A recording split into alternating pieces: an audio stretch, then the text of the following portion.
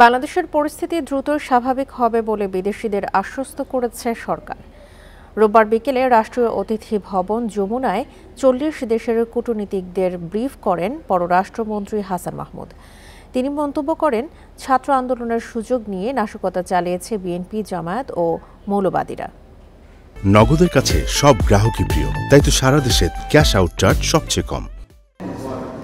যুক্তরাষ্ট্র, যুক্তরাজ্য সহ ৪০ দেশের দূতাবাস কর্মকর্তাদের আমন্ত্রণ জানায় পররাষ্ট্র মন্ত্রণালয়।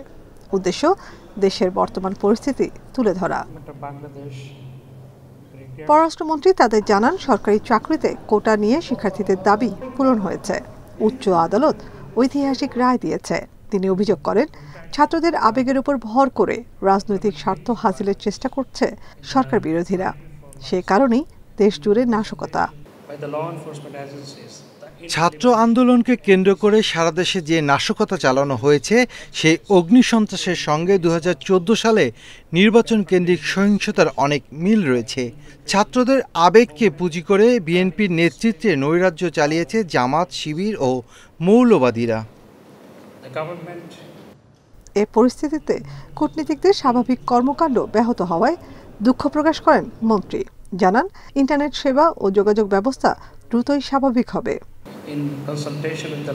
পরিস্থিতি নিয়ন্ত্রণ করতে কারফিউ জারি করা হয়েছে। আইন শৃঙ্খলা বাহিনী ও রাজনৈতিক দলগুলোর সঙ্গে আলোচনা করে এই সিদ্ধান্ত নেওয়া হয়েছে।